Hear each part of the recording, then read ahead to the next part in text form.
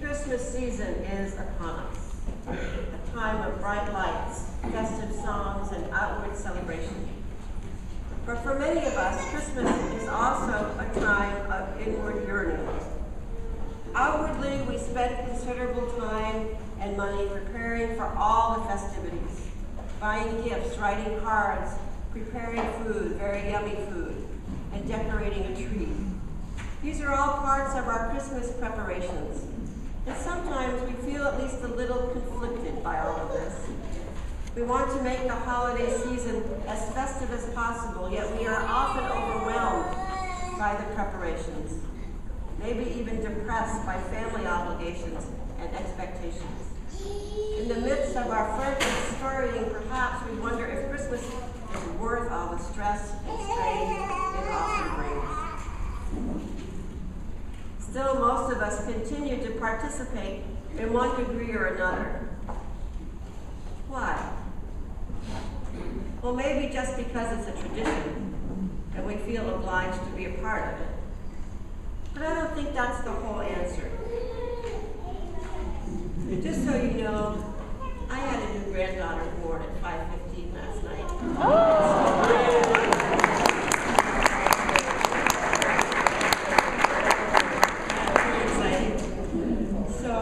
But most of us continue to participate to one degree or another.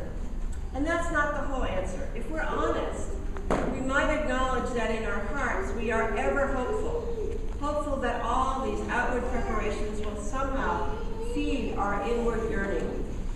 For at Christmas time, most of us yearn for something deep and meaningful to happen. Something that gives us inner joy and says yes to life. Something that offers us hope. In the Christmas Nativity story, we find rich and wonderful metaphors that speak to this yearning. Perhaps this is why we kept telling it year after year. For the story invites us to reflect on what we value in life. And at the center of this story lies a baby. I didn't plan this, really. And the question is, who is this baby? For Christians, this baby is Jesus, the Christ child. He is both man and God incarnate, healer and miracle worker, Messiah and Savior of the world. For others, this baby, Jesus of Nazareth, the man who became the great teacher, prophet, and social activist, is the historical Jesus, one who changed the world with his ideas and his compassion. But who or what else might this baby represent? Many Unitarian Universalists affirm the idea that this baby symbolizes all babies. The Christmas story reminds us that each new life is a gift, and that we are all responsible for nurturing and protecting that gift. This is a wonderful image. That's not a wonderful image. Full of love, compassion, and a deep reverence for life. But looking further, perhaps the baby symbolizes even more. In our retelling of the story today, we will invite some additional thoughts about this special baby, as well as about the other characters in the story. And so we begin with a question. Would you like to hold the baby? This everyday expression is an invitation to nurture, to care for, to delight in, to take responsibility for another human being. And what is our response to such a question? Are we filled with delight? Do we experience a feeling of awe or protectiveness? Do we reach out with joy, ready for responsibility? Or is it scary? Do we worry about dropping the baby or not doing it right? Do we worry that the baby will cry or do something we feel unprepared to clean up? Different emotions may surface along with different reactions. But whatever your response, the question is really an invitation to reflect on what is most meaningful and important in your life. It's an invitation to look at your values and how you live them. It's an invitation to acknowledge your spiritual side and nurture it. It's an invitation to embrace what you consider most sacred and holy. This baby is a powerful image. It represents our yearning for what is most precious in life, inviting us to give it our greatest care and attention, as we would a real baby. During our pageant today, I encourage you to let the simplicity of this story speak to your own inner yearning. Christmas is a time to do that.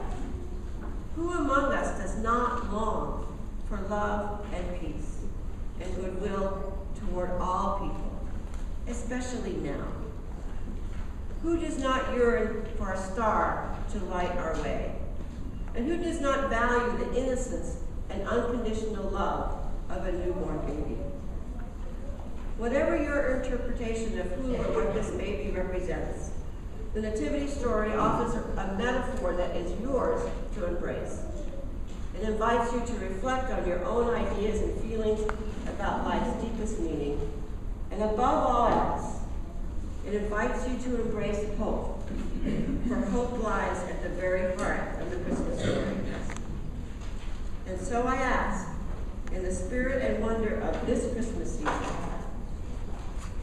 would you like to hold the baby?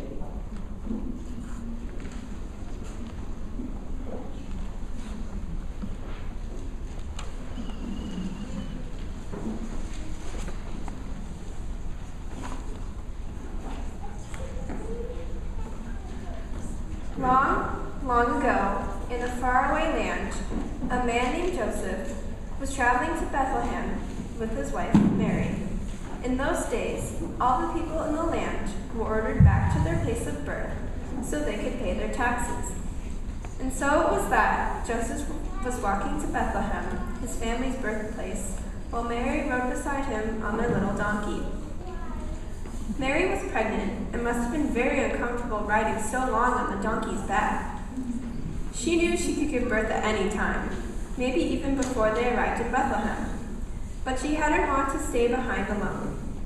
She wanted to be with her husband when their first baby was born. So they made the long journey together. After several days, they reached their destination, and Joseph immediately began looking for a place to stay. Seeing an inn nearby, he stopped and left Mary outside while he went to see about lodgings for the night. "Do you have a place my wife and I could stay?" asked Joseph. "We've been traveling several days, and my wife is expecting a baby. She's very tired." Peering over Joseph's shoulder, the innkeeper could see that Mary was probably very close to giving birth. He suggested they stay in his private stable, away from all the noise and confusion of the other travelers who were already crowding the inn. Joseph happily accepted the kind man's offer and went to get Mary. Meanwhile, the innkeeper, his wife, and his young daughter went ahead of Mary and Joseph to try to make their little stable as presentable as possible. They began by moving all their animals out into the yard so there would be more room for their guests. Then they swept the floor and tidied up the manger area, leaving some fresh hay for the baby's bed. When all was ready, Mary and Joseph entered the clean little stable and made themselves as comfortable as they could. Mary was especially pleased to have this private space, for she sensed her baby would be born that very night. Wishing them a comfortable stay, the innkeeper slipped out the door, leaving his wife to help Mary with the birth. As Mary settled herself in for the night, the little stable girl asked if she could stay too, but her mother said, "This is not the time or place for a child. Now run along with your father." So the little girl left the stable and reluctantly followed her father home. As the evening wore on, it was clear this would indeed be the night of the baby's birth. And sure enough, within a few hours, Mary, with the help of the innkeeper's wife, gave birth to a lovely baby boy.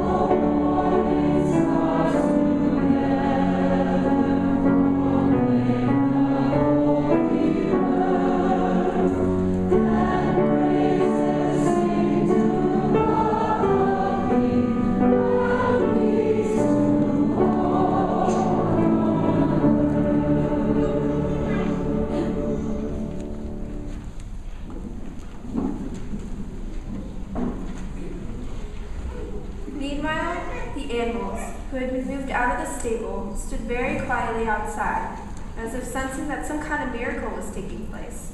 And indeed it was, for the birth of any new baby is the greatest of miracles. But this one seemed particularly special, and the animals were curious, as well as a little restless. They wanted to see what was going on inside.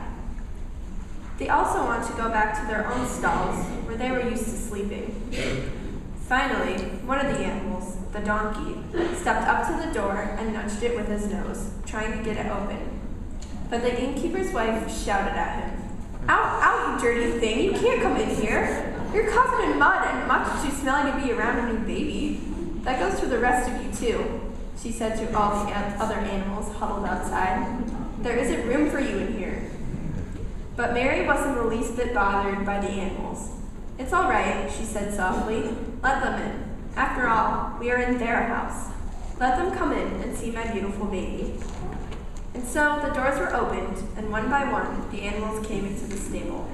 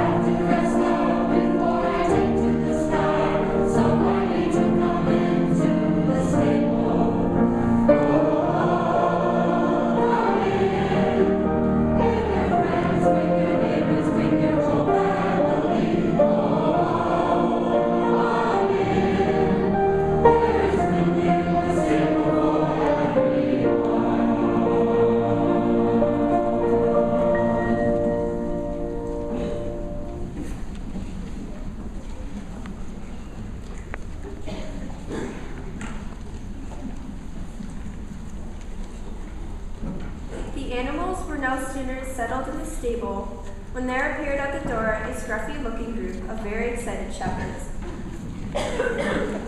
"Here it is! Here it is!" one of them shouted as he peered through the half-open doorway. Seeing Mary, he said, "Oh, good lady, please let us come in. We have heard of a special birth this night and have come to see this miracle for ourselves."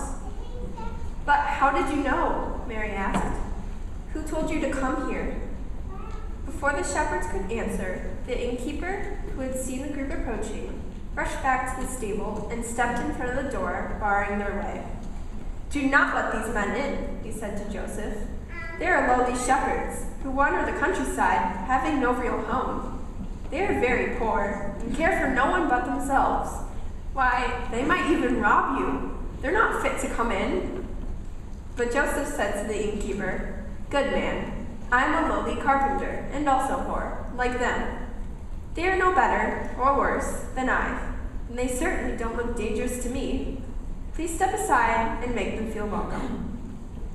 You could see the man was afraid, but he did as he was told and let the shepherds enter. One of the shepherds, who seemed eager to talk, said to Mary, "I can tell you how we came here. We were in the fields tending our sheep, when suddenly we saw a great light in the sky, and an angel appeared out of nowhere. We were terribly frightened, but the angel calmed us and said, 'Do not be afraid, for I bring good news for all people. Today, in the city of Bethlehem, a child is born who will bring great joy and peace to the world. And this shall be your sign. You will find the babe wrapped in swaddling clothes and lying in a manger.'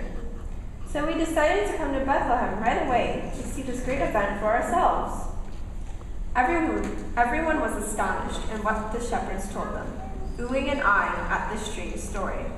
But Mary sat quietly, pondering all these things in her heart.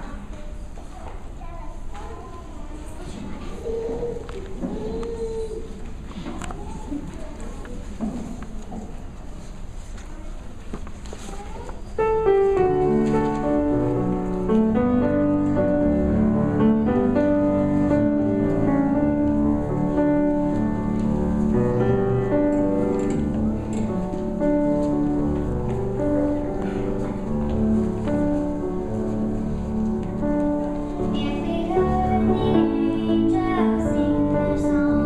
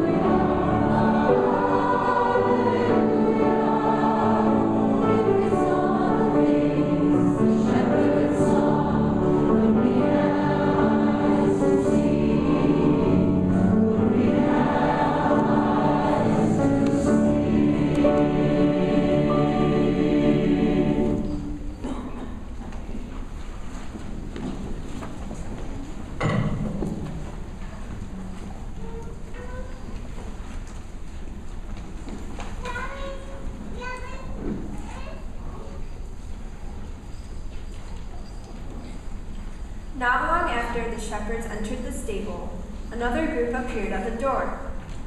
There were 3 of them, and it was obvious they were not from Bethlehem. They were riding on camels, and they wore long, elegant robes and strange hats, almost like crowns on their heads. They must have come from some country in the east, for no one in the area dressed this way. The shepherds eyed them suspiciously. "May we come in?" asked one of the 3, who seemed to be some kind of sage or priest.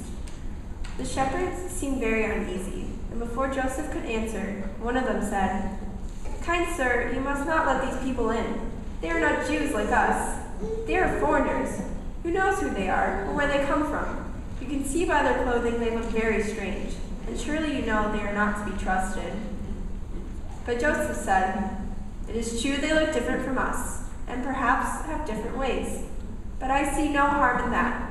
Please welcome them into our little stable." And so the 3 travelers, who were called Magi or wise men, stepped into the stable.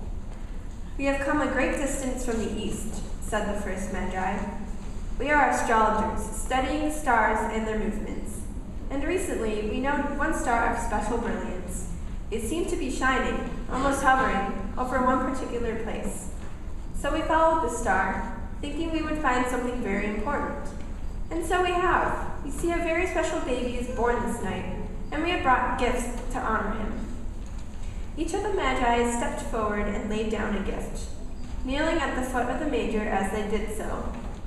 One brought gold, one brought a type of incense called frankincense, and the last one brought myrrh, often used as incense or as a medicine.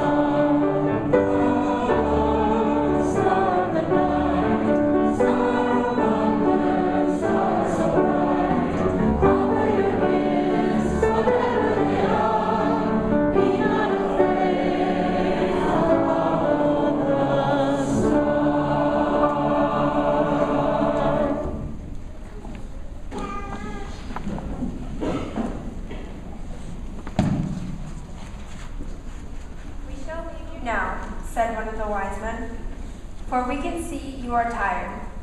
We have found what we were seeking, and we thank you for accepting our gifts. We feel honored to have been here this night For we know your son will grow up to become a great and wise leader." And with that, they turned and disappeared into the night.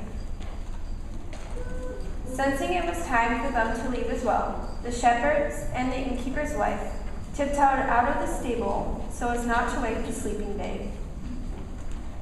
Even the animals drifted away to their own separate stalls, for they were tired and in need of a good sleep themselves. Mary and Joseph looked lovingly at their new baby. "What shall we name him?" Mary asked. "I was thinking we might call him Jesus, but what do you think?" Joseph nodded and smiled, agreeing it would be a fine name. "But now we should get some sleep," Joseph said. "You stay here. I'll go over to one of the other stalls where there is more room for me to make a bed." As he left, he gently touched Mary's shoulder, smiling at her and his newborn child. Mary was tired, but unable to sleep. What is so special about this night, about this child? She wondered. We are poor people from humble families. What is it that makes my baby so special? And if he is so special, what is expected of me as his mother?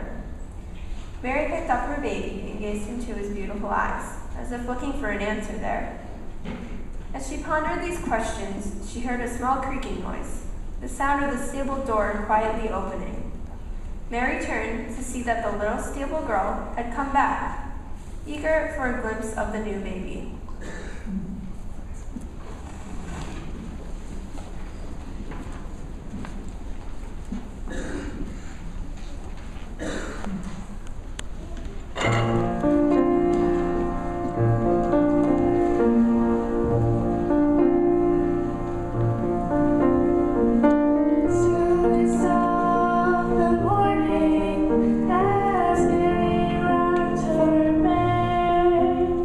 Oh,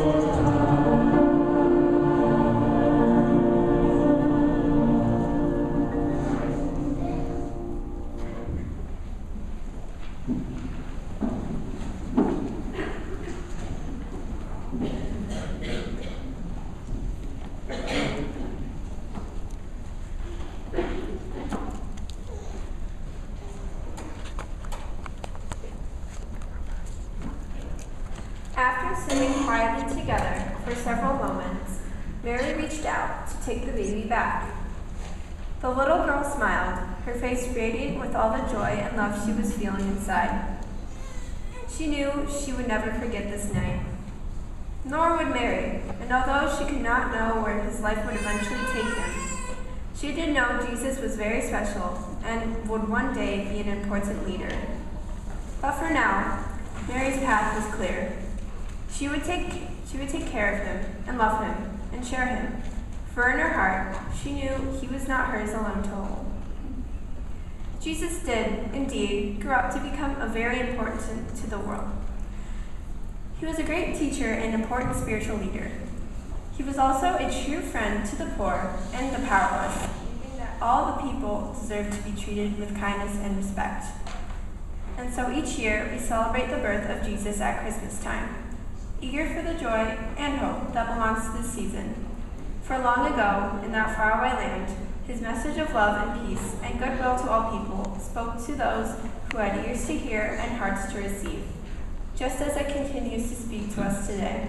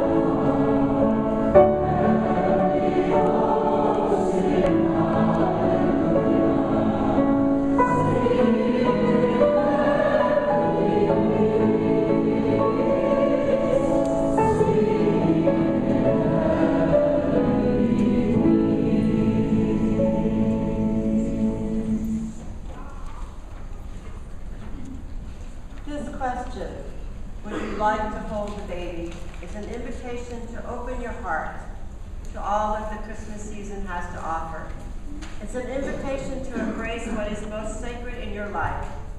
It's an invitation clearly meant for everyone. As we extinguish the chalice this morning, let us carry in our hearts the flame of peace, love, and goodwill that is the miracle of Christmas. For the story is universal, and this baby belongs to us all.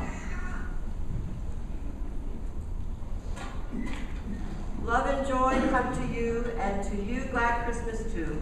We will end our service with this delightful carol. Here we come a caroling. Please rise in body and spirit. The words are yours.